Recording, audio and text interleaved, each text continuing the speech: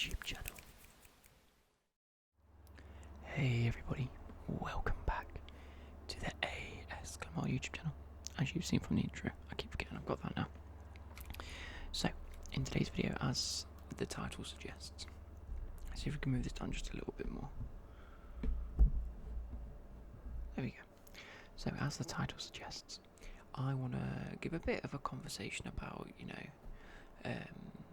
my favourite music artists throughout the couple of years. I've done a very similar video to these a few times where I've talked about, I don't know, footballers, or I think quite a few videos ago now, like way back when, I did sort of like a top videos of the year. I may do that towards the end of December. I think it will be a good recap to do another sort of my films of the year, my albums of the year, my games of the year, stuff like that, because it's sort of that in between period of, Christmas and Boxing Day and then New Year's.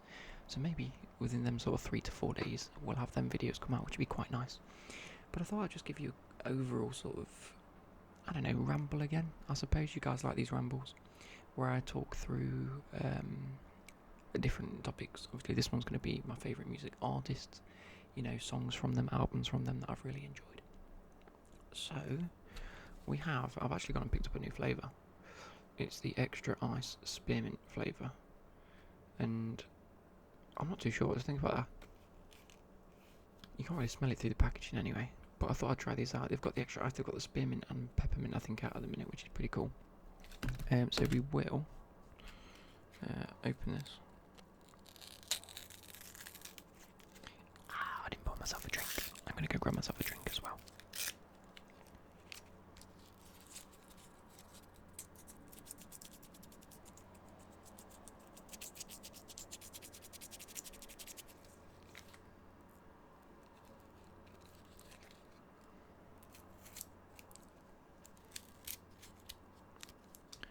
These look fancy.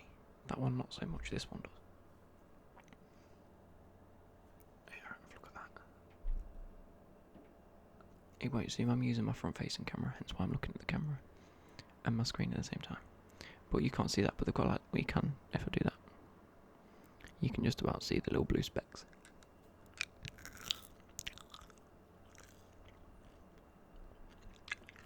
New favourites. They're popping. Oh. To help me, I've also put a bit of this on my back. My biofreeze. And my chiropractor gave me. So, currently I've got menthol in my mouth and menthol on my back. It's actually working wonders for my back. Now that I know the audio is okay, I might keep my headphones off for this one. Oh yeah, new trim. Who dis? My cow flake that I have suddenly grown is outrageous, as I can see. It's a little bit shorter on the top than I usually go, but I quite like it. It's just nice and tidy, innit? It's nothing extravagant, but it works. So I'm going to grab a drink.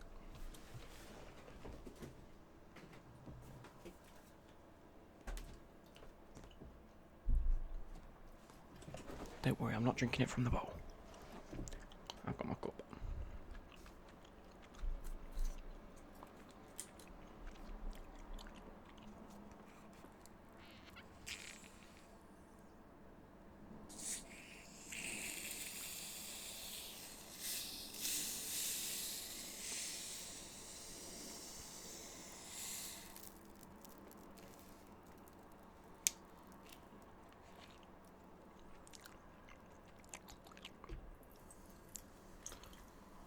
I'm not making a mistake of spilling it again.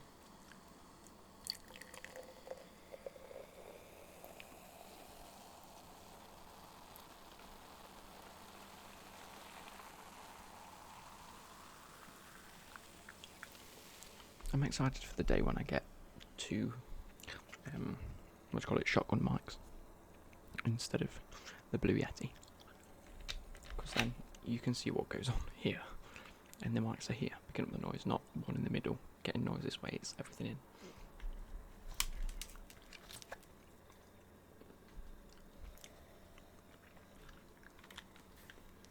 Let's do this just so I can monitor audio, because I don't know how loud that was for you guys.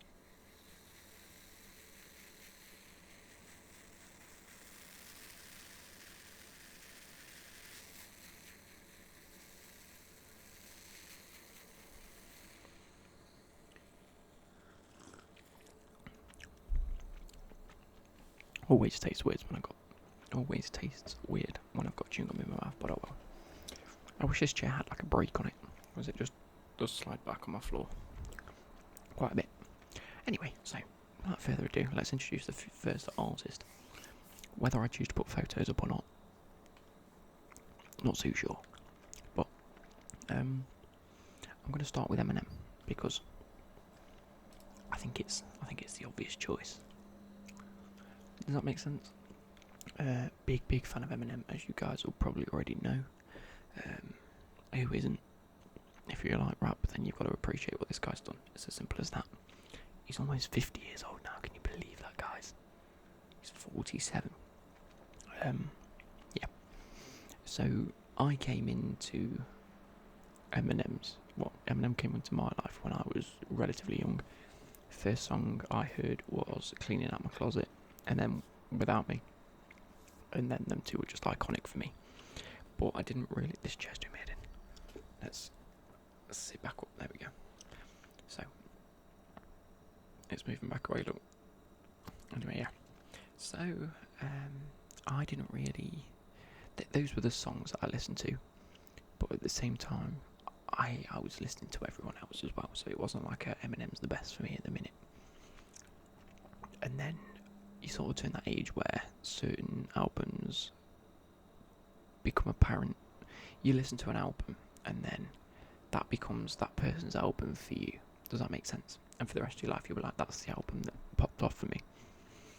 And relatively annoyingly, for me that was a mix between Bad Meets Evil, the sequel to Hell the Sequel 2, or Hell the Sequel, it's not called 2, the sequel is the number 2, that makes sense, and Recovery. Notably, obviously, when they first came out, Eminem's not so good albums. They weren't really the best in terms of what people knew Eminem to be. But from my own perspective, that's what I grew up Eminem Beat, because I was at that age. I was like, how old was I? When did that come out?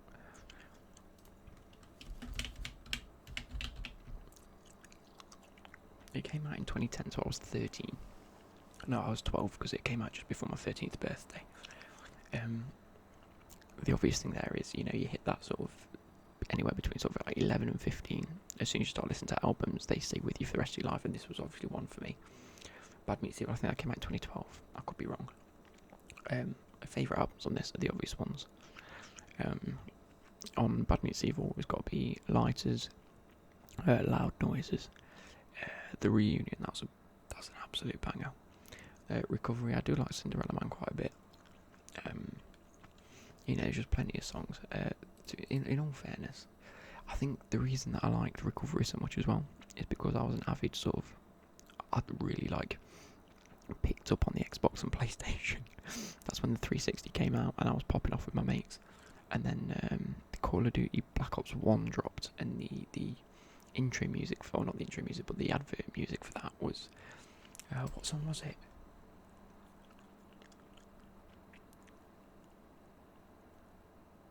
It went back down. Or Cold? No, it won't back down. Yeah, because Pink's in it. Yeah. So it won't back down was the song for the advert, and I was like, and I'll really explain that because the next artist I will be talking about is Pink. So Eminem, Pink, Call of Duty. It's like the trifecta, just everything came together. And I think that's one of the reasons why I listen to this quite a lot. That and I'd have it on my headphones on my bus to school. My mates at school were all talking about it. It was just one of those things where not only as an album but as a person is where my love for him grew. And then after that I've just been a fan. I've just been a follower. I've dissed quite a few of his tracks. I've not personally gone out and wrote a diss track, but I've dissed in terms of not liked quite a few of the songs in more recent years. But some of the albums he has put out, I've liked. Plenty of songs I've really genuinely liked. Even on his bad albums, there's always been one or two that I'm like, I can see where he went with this, but I can also see why people didn't like the album as a whole. But I then, obviously I've listened to his previous albums before, obviously his newer ones have come out. Plenty of songs that are on it that absolutely smash. You know, really, really good. And yeah, Eminem, it sounds stupid to say, if you haven't really checked many of Eminem's earlier albums out, go ahead and do it. If you haven't checked some of his newer albums out, go and do it. If you haven't checked out Recovery and Bad Meets Evil, go and do it. Because I think this is what I'm going to say. Listen to this.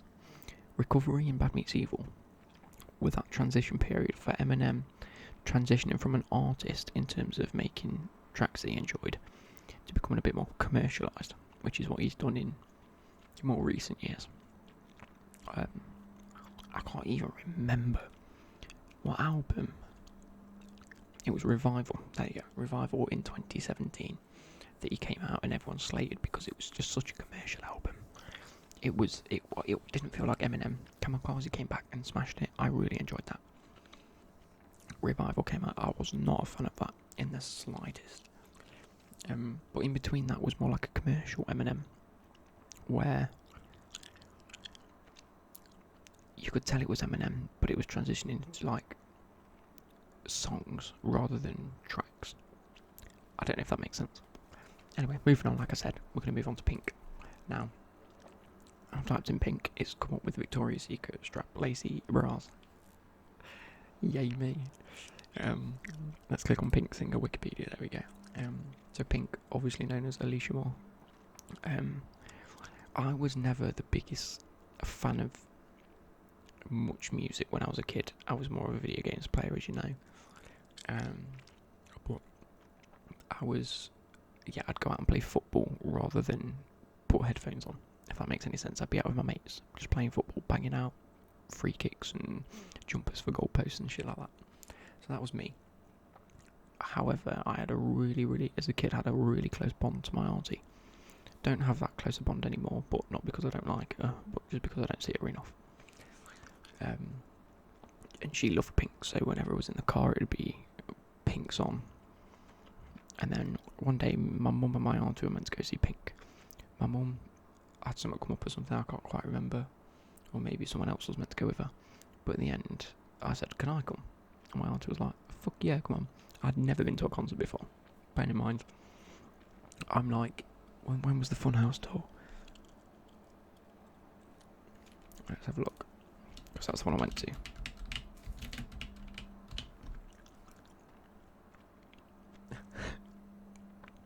So the Funhouse tour again was about 2010. The Funhouse came out in 2009.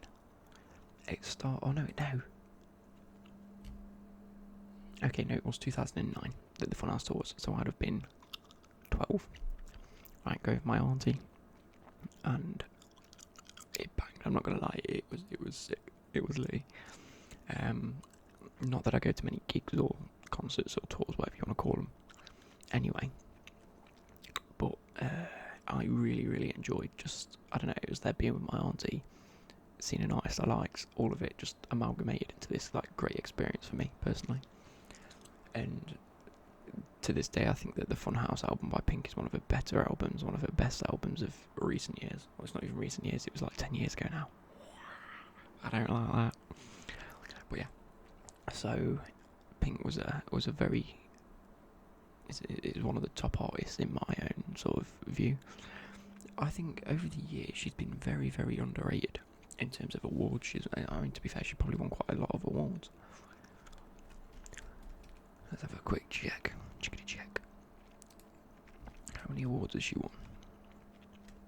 Okay, so if we take it back to like 95, 98, that's when I was born in 97.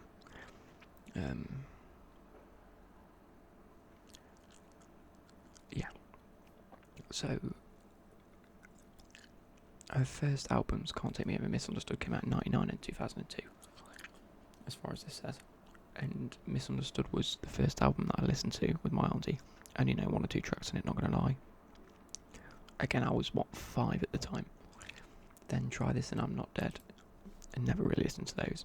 But it's when Funhouse came out that was the top one for me. Like I said, that was the tour I went to. It's the album I've still got on my phone to this day. I'll always put it on my phone just because I love them tracks. But there are plenty of songs pre-Funhouse that I do know, like Dear Mr. President, and I'm looking for them now because I don't know them off the top of my head. Stupid Girls, obviously. Who knew? Come on.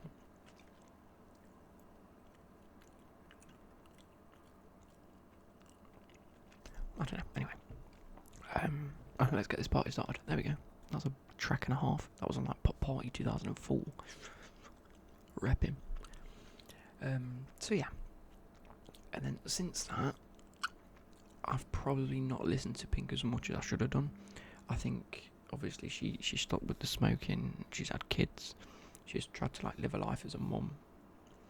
And then I don't know. The song sort of mellowed out for me, and I'm not a fan of the more mellow songs that Pink's done, other than probably Dear Mr. President. That was a tune. That's deep, that is, by the way. If you haven't listened to that track, go check it out. I say we're on to rewards now. Can we have a look at just whatever awards she's won? She's been in SpongeBob and Happy Feet 2 and Game to the Greek. Rah.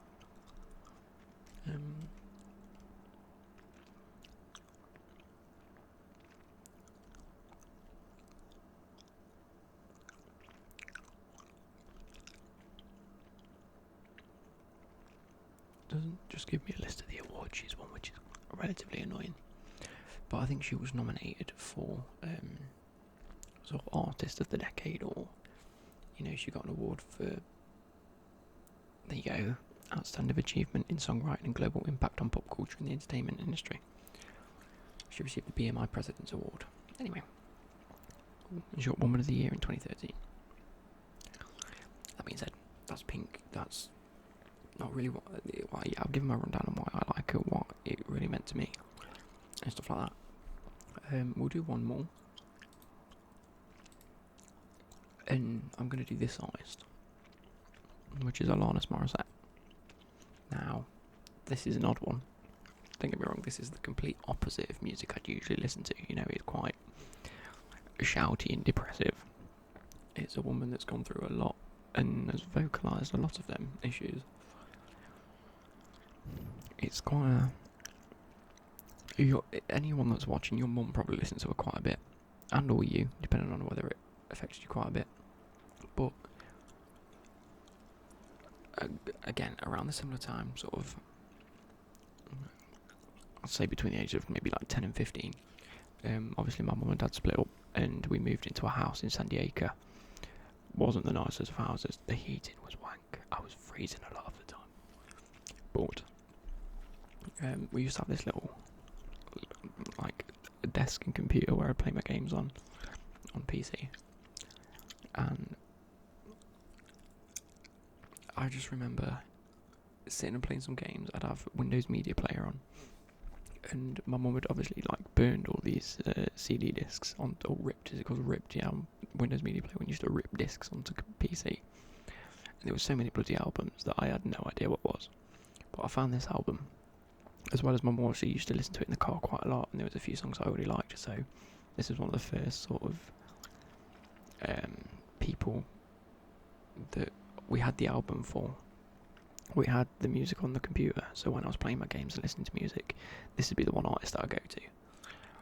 Because of that, and a lot of the stuff she says I was going through as a kid, it wasn't anywhere near as... It's hard to put into words, because like she talks about not really being depressed, or she does talk about that a lot, but sort of the struggles of getting through things. It sort of vocalised with me, but I had my own... How can I put this?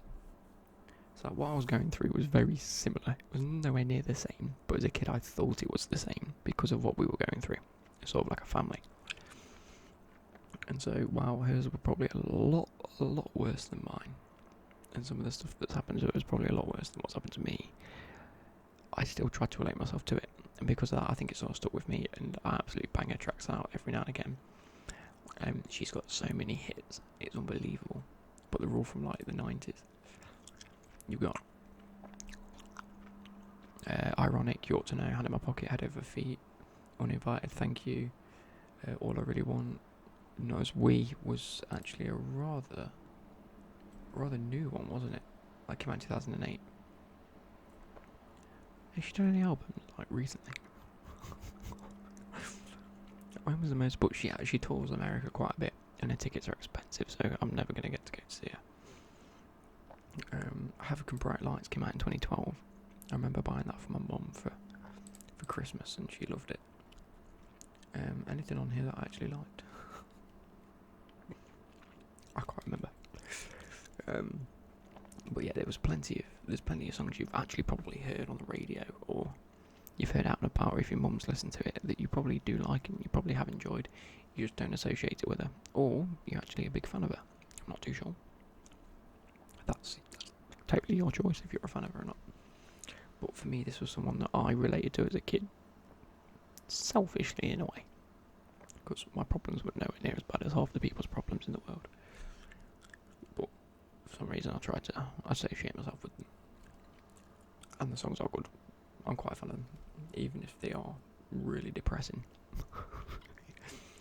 So that's it for part 1. Part 2 will be released the same time next week, depending on when I choose to upload this. I'll upload it exactly a week, because I've got quite a few people I actually want to talk about that I didn't really think about. But yeah, so I hope you guys have enjoyed it, and I shall see you in part 2.